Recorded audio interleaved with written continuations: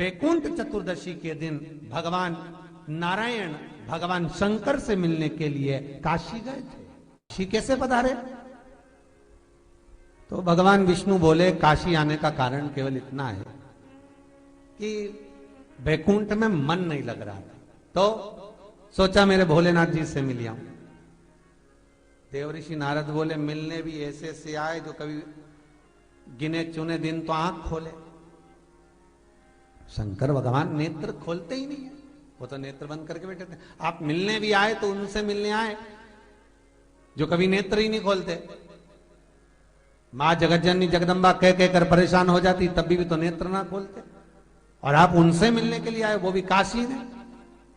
वो भगवान विष्णु बोले देखो, पहुंच गए भगवान विष्णु मणिकर्णिका घाट। आज भी मणिकर्णिका के घाट पर भगवान नारायण का मंदिर है।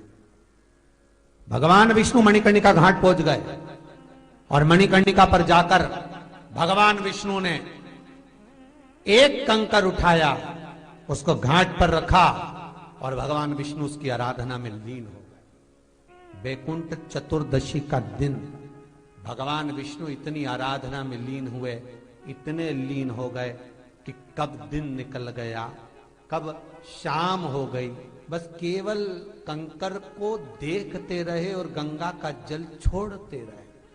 सुबह कब गई, शाम कब गई, मालूम नहीं पड़ा। मध्य रात्रि आ गई, तब भगवान विष्णु को लगा पूजन तो कर रहा हूं, स्मरण कर रहा हूं, पर दीप नहीं लगाए। तब भगवान नारायण ने लक्ष्मी से कहा तुम दीप लेकर आओ।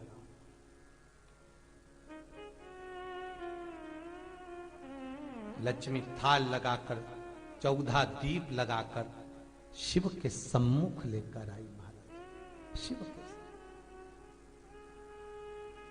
इसलिए आज भी बैकुंठ चतुर्दशी के दिन सुबह और शाम के दीपदान का महत्व नहीं है। तब का है? मध्यरात्रि। मध्यरात्रि के दीपदान का महत्व। और मध्यरात्रि के समय, मध्यरात्रि के अनुकूल में मां जब भगवान भूल गए तब लक्ष्मी जी दीप लेकर आई, प्रज्वलित किया। भगवान शंकर वहीं पर सम्मुख प्रकट हो गए। तब जैसे देवऋषि नारद ने कहा था कि कंकर में शंकर है, भगवान विष्णु ने देवऋषि नारद को हृदय से लगाया था, तब भगवान नारायण के सामने शिव प्रसन्न होकर भगवान नारायण को गले से लगाते हैं। इसको हमारे हिंदू धर्म में हरि हर मिलन कहते हैं। इसलिए बैकुंठ चतुर्दशी के दिन हरि हर मिलन हुआ। हरि हर मिलन बैकुंठ चतुर्दशी। महाराज निवेदन करूंगा, जिसकी किडनी गड़बड़ हो गई हो, जिसका लीवर गड़बड़ हो गया हो, जिसको डायलिसिस चल रहा हो और छूट नहीं रहा हो, बैकुंठ चतुर्दशी के दिन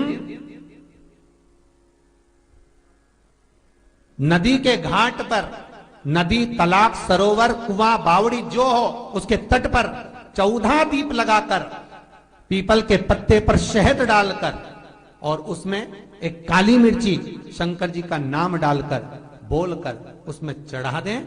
उसी पत्ते की काली मिर्ची, थोड़ा सा शहद घाट पर डाल दें और उस पत्ते को घर पर लेकर आ जाए।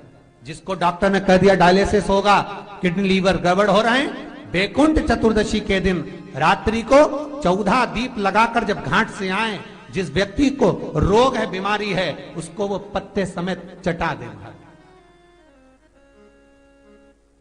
और फिर जाकर आप 8 दिन 10 दिन बाद जांच करवाओ, आपको उसका फल प्राप्त हो जाए, पर विश्वास रखकर, क्योंकि हरि और हर मिलन कोई साधारण नहीं है। बैकुंठ चतुर्दशी, कार्तिक की पूर्णिमा के दिन जो व्यक्ति किसी जलाशय पर, नदी, तालाब, बावड़ी, कुआं,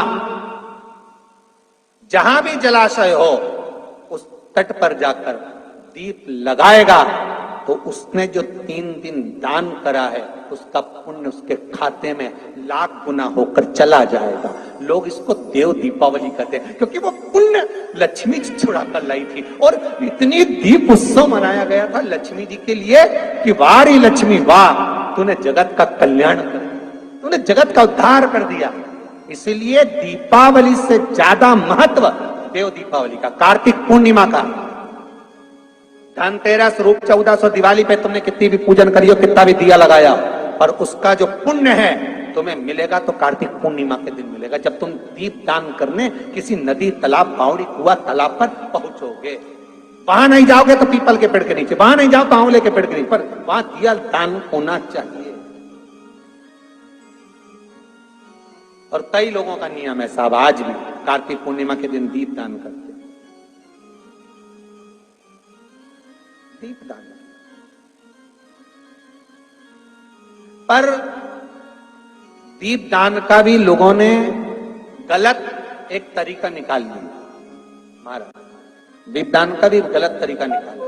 दीपदान कहां होता है? नदी, तालाब, सरोवर, कुंड, बावड़ी, कुआं, जहां पानी होता है उसके घाट पर लोग दिया दान कैसा करते हैं?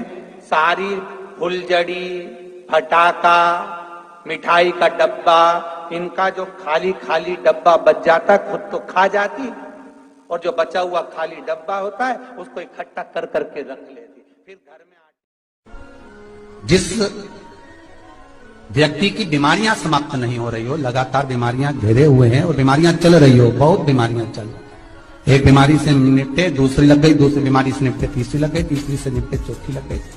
महाराज, बैकुंठ चतुर्दशी के दिन ताक काली मिर्ची लो, 5 लौंग लो और 5 बमूल के कांटे। अगर बमूल के वृक्ष के कांटे ना मिले तो गुलाब के कांटे ले लो। कांटे लेकर उसको एक लाल कपड़े में, छोटे से टुकड़े में उसको बांधकर, जो व्यक्ति बीमार है उसके ऊपर से हरि और हर का, भगवान शंकर का मूल मंत्र का स्मरण कर, मंत्र ना हो महाराज तो श्री शिवाय नमस्तुभ्यम और ओम नमो भगवते वासुदेवाय, इसका स्मरण करके आप 21 बार उतार कर उसी व्यक्ति के सामने बाहर, घर के बाहर उस पोटली को जला दीजिए। उसकी धुआं उस जीव को लगने से तो निरंतर बीमार पड़ रहा है। हर हर महादेव, श्री शिवाय नमस्तुभ्यम। इस वीडियो में आपको पूजनीय पंडित जी कार्तिक पूर्णिमा का बहुत ही विशेष उपाय बताए हैं। कार्तिक पूर्णिमा के दिन जो दीप दान किया जाता है वो मध्य रात्रि में दीप दान किया जाता है। 14 दिए का दीपदान जो कर लेते हैं उनकी सभी मनोकामना पूरी होती है। उनके घर में सुख, शांति, समृद्धि, माँ लक्ष्मी की कृपा और व्यापार में वृद्धि सदैव बनी रहती है। तो आप कार्तिक पूर्णिमा के दिन इस विशेष उपाय को जरूर करिएगा। और जो भी भाई बहन चैनल पर पहली बार आए हैं, अभी तक आपने चैनल को सब्सक्राइब नहीं किया तो सब्सक्राइब जरूर करिएगा, ताकि पूजनीय पंडित जी के द्वारा बताए गए उपाय और कथा हम सबसे पहले आपके पास पहुंचा सके। हर हर महादेव।